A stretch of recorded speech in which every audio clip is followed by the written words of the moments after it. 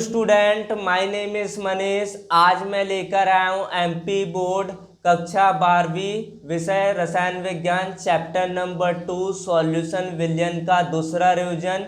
पहले रिवीजन में आप सभी स्टूडेंट को मैंने 8 इंपॉर्टेंट क्वेश्चन के बारे में बताया था, अति लघुत्तरी प्रश्न और लघुत्तरी प्रश्न से।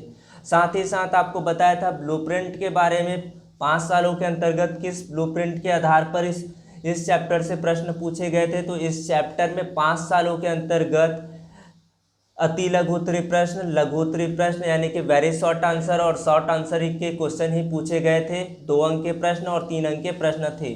तो उसी आधार को मानते हुए 2021 का भी एग्जाम का प्रिपरेशन करते हैं। ब्लूप्रिंट में जब तक कि कुछ बदलाव नहीं होते, हम लोग 2019 के ब्लूप्रिंट को फॉलो करते हुए अपने एग्ज़ाम को तैयारी करते हैं। अगर कुछ डिफ़िकल्टीज़ होती है तो आप लोग कमेंट्स ज़रूर करें। अगर कमेंट्स करोगे तो उसका रिजोल्यूशन भी मिलेगा, सॉल्यूशन मिलेगा। तो चलिए देखते हैं आज के टॉपिक चैप्टर नंबर 2 सॉल्यूशन के इम्पोर्टेंट टॉपिक दूसरा रिवीजन। अगर वीडियो अच्छा लगे तो लाइक कर दे, शेयर कर दे, सब्सक्राइब कर दे। अगर इसका पीडीएफ पाना चाहते हो तो इसके लिए टेलीग्राम चैनल को लाइक कर दो, टेलीग्राम चैनल को सब्सक्राइब कर लो, साथ ही साथ आप यूट्यूब चैनल को भी ज्वाइन कर लो ताकि ऐसी वीडियो आपको रोज़ मिलता रहे। डेली रिवीजन आपको कराऊंगा जब तक के केमिस्ट्री के ऑल चैप्टर कंप्लीट नहीं हो जाते। तो चलिए आज के टॉपिक को अब शुरू करते हैं। आज का टॉपिक है हमारा चैप्टर नंबर 2 सॉल्यूशन का इम्पोर्टेंट टॉपिक्स का दूसरा रिवीजन। तो आज दूसरे रिवीजन को कवर करेंगे। देखते हैं कि दूसरे रिवीजन का इम्पोर्टेंट क्वेश्चन क्या क्या है। तो सबसे पहला क्वेश्चन है, हेनरी का नियम लिखिए और उसका अनुप्रयोग बताइए। हेनरी का नियम क्या होता है और उसके उपयोग एप्लीकेशंस क्या होते हैं उसके बारे में बताना है। तो चलिए देखते हैं कि हेनरी का नियम क्या होता है। किसी स्टूडेंट को अगर पता है केमिस्ट्री में क्या है, ये सब परिभाषाएं स्टूडेंट को सबसे पहले से पता होते हैं तो बताइए और कमेंट बॉक्स में ज़रूर लिखिए कि हेनरी का नियम क्या होता है। मात्र फॉर्मूला ही बता दीजिए कि हेनरी का नियम क्या होता है। तो स्थिर ताप पर टेम्परेचर कैसा रहेगा, कांस्टेंट रहेगा। स्थिर ताप पर किसी विलायक यानी कि सॉल्वेंट का जो निश्चित वॉल्यूम होगा, निश्चित आयतन में विलेय गैस की मात्रा यानी कि द्रव्यमान m गैस के ताप के क्या होता है, समानुपाती होता है। स्थिर ताप पर किसी विलायक के निश्चित आयतन में विलेय गैस की मात्रा m गैस के दाब P के क्या होता है, समानुपाती होता है। यदि विलायक के इकाई आयतन में गैस की मात्रा या गैस का भार कितना m और साम्य दाब P है तो m डायरेक्टली प्रोपोर्शनल होगा P, m समानुपाती होगा P के, यानी कि गैस की मात्रा समानुपाती टू साम्य दाब। समानुपाती चिन्ह को हटाने के लिए क्या करना पड़ता है, नियतांक लेना पड़ता है। तो यहाँ पर क्या होगा, m इक्वल टू के इंटू पी, जहाँ पर के क्या है, स्थिरांक है, कांस्टेंट है। तो इसका एप्लीकेशन देखते हैं, अनुप्रयोग क्या है। सोडा जल होता है एवं शीतल पेयों में क्या करते हैं, CO2 की विलेयता को बढ़ाने के लिए बोतल को अधिक दाब पर क्या किया जाता है, बंद किया जाता है। दूसरा है, जलीय विलयन में वायु में उपस्थित ऑक्सीजन की जल में विलेयता के कारण ही नदी, समुद्र एवं झीलों में जलीय जीव जंतुओं का जीवन क्या हो पाता है, संभव हो पाता है। तो 2 अनुप्रयोग बता सकते हो। पहला अनुप्रयोग है सोडा जल एवं शीतल पेयों में CO2 की विलेयता को बढ़ाने के लिए, जलीय जीवन में वायु की उपस्थिति ऑक्सीजन की जल में विलेयता के कारण ही नदी, समुद्र एवं झीलों में जलीय जीव जंतुओं का जीवन क्या हो पाता है, संभव हो पाता है। अगला प्रश्न है, नेक्स्ट प्रश्न है, असामान्य अणुभार क्या होता है। असामान्य अणुभार क्या होता है या किसे कहते हैं, स्पष्ट कीजिए। तो देखते हैं कि असामान्य अणुसंख्य गुणधर्म द्वारा गणना करने पर जो प्राप्त अणुभार होता है और उसका मान होता है वो क्या कहलाता है, असामान्य अणुभार कहलाता है। एक बार रिपीट करो बच्चे लोग, आप लोगों के लिए। असामान्य अणुसंख्य गुणधर्म द्वारा गणना करने पर प्राप्त अणुभार का मान असामान्य अणुभार कहलाता है। जब विलेय के आयनन या संगुणन पर सामान्य अणुभार की तुलना में क्रमशः कम वह अधिक होता है। विलेय के आयनन की तुलना में क्या होता है, कम, और संगुणन पर क्या होता है, अधिक होता है। आई होप, मैं विश्वास करता हूँ कि आप लोगों को ये क्वेश्चन समझ में आया होगा। अगला देखते हैं कि अर्धपारगम्य झिल्ली क्या होता है, किसे कहते हैं अर्धपारगम्य झिल्ली, चलिए बताइए। अर्धपारगम्य झिल्ली क्या होती है, किसी ठोस या द्रव की बहुत पतली सी परत को क्या कहते हैं, झिल्ली कहते हैं। जो ठोस और द्रव की जो पतली सी परत होती है उसको क्या कहते हैं, झिल्ली कहते हैं। ऐसी झिल्लियाँ जिसमें से विलायक के कण, कण क्या होंगे, अणु हो सकते हैं, परमाणु हो सकते हैं, आयन हो सकते हैं। तो विलायक के कण क्या होते हैं, निकल जाते हैं, निकल आते हैं, किंतु विलेय के अणु नहीं निकल पाते, वहीं पर ही रह जाते हैं। तो उसको क्या कहते हैं, अर्धपारगम्य झिल्ली कहते हैं। तो समझ में आया होगा बच्चों आप लोगों को, अर्धपारगम्य झिल्ली किसको कहते हैं, किसी ठोस या द्रव की बहुत ही पतली सी परत होती है जिसको क्या कहते हैं, झिल्ली कहते हैं। और ऐसी झिल्लियाँ जिनमें विलायक के अणु, विलायक के अणु क्या हो जाते हैं, निकल जाते हैं, जबकि क्या होता है, विलेय के अणु निकल नहीं पाते हैं। तो इसे क्या कहते हैं, अर्धपारगम्य झिल्ली कहते हैं। अगला प्रश्न है, विलयन को परिभाषित कीजिए। तो ये तो प्रीवियस क्लास से आप पढ़ते आ रहे हो कि विलयन किसे कहते हैं, तो और ये कितने प्रकार के विलयन संभव होता है। तो चलिए देखते हैं, विलयन किसको बोलते हैं, यानी कि सॉल्यूशन क्या होता है, दो या दो से अधिक अक्रियाशील पदार्थों का होमोजेनियस मिक्सचर होता है, आपका समांगी मिश्रण होता है। दो या दो से अधिक अक्रियाशील पदार्थों का क्या होता है, समांगी मिश्रण होता है, होमोजेनियस मिक्सचर होता है, जिनके रासायनिक संगठन को कुछ सीमा तक क्या किया जा सकता है, परिवर्तित किया जा सकता है, बदलाव किया जा सकता है, जिनके संगठन को कुछ सीमा तक परिवर्तित किया जा सकता है। प्रत्येक विलयन में दो घटक होते हैं, सभी को पता है, एक होता है सॉल्यूट और एक होता है सॉल्वेंट। विलेय और विलायक और विलयन के प्रकार, भौतिक अवस्था के आधार पर विलयन तीन प्रकार के होते हैं, जिन्हें पुनः तीन भागों में वर्गीकृत किया जा सकता है, क्लासिफाइड किया जा सकता है, जैसे कि विलेय, विलायक, विलयन का प्रकार और उदाहरण। जैसे गैस, अगर विलेय गैस, विलायक गैस, तो विलयन का प्रकार कैसा होगा, गैसीय विलयन, और उदाहरण क्या है, गैसों का मिश्रण। अगर विलेय ठोस हो और विलायक गैस हो तो विलयन का प्रकार होगा गैसीय विलयन, यानी कि धुआं, वायु में जो कार्बन के कण होंगे। उसी प्रकार अगर विलेय ठोस है, अगर विलायक ठोस है, तो जो विलयन का प्रकार होगा, टाइप्स होगा, वो होगा ठोस विलयन। तो उदाहरण के लिए सोच सकते हैं कि मिश्र धातु। अगला टॉपिक है, ताप बढ़ाने पर गैसों की द्रवों में विलेयता हमेशा कमी आने की प्रवृत्ति क्यों होती है। चलो बच्चों बताओ, इसका क्या होगा, ताप बढ़ाने पर गैसों की द्रवों में विलेयता हमेशा कमी आने की प्रवृत्ति क्यों होती है। तो बच्चों इसका आंसर क्या होगा बताओ। तो गैसों का द्रव में घुलना एक क्या होता है, ऊष्माक्षेपी क्रिया होती है। जो द्रव गैस, यानी कि गैसों का जो द्रव में घुलना होता है वो क्या होता है, ऊष्माक्षेपी क्रिया होती है। जैसे जैसे टेम्परेचर बढ़ते जाता है, हाई होते जाता है, साम्य अवस्था पश्च दिशा में, यानी कि उल्टी दिशा में क्या हो जाती है, स्थापित हो जाती है।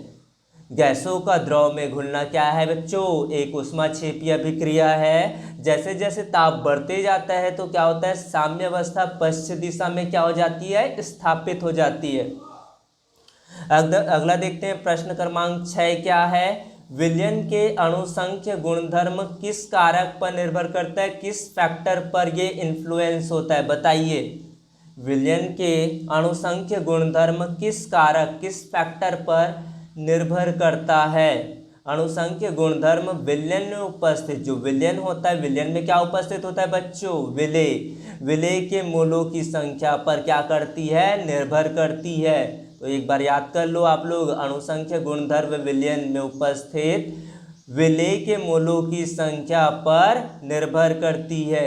यदि विलेय का आयतन या संगुणन होता है तो अणुसंख्य गुणधर्म क्या होता है, अधिक या कम हो जाता है। अगर विलेय का आयनन आयनन या संगुणन होता है तो क्या हो जाता है बच्चों, अणुसंख्य गुणधर्म क्रमशः अधिक व कम हो जाता है।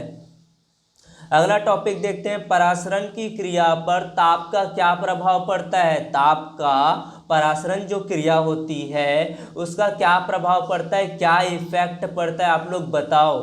तो इसका उत्तर होगा, परासरण की क्रिया में जो विलेय के कण होते हैं, परासरण की क्रिया सभी को पता है, इसके लिए अर्धपारगम्य की झिल्ली की जरूरत पड़ती है। तो परासरण की क्रिया में विलेय के कण अर्धपारगम्य झिल्ली से क्या होते हैं, टकराते हैं, कोलाइड होता है इन लोगों का।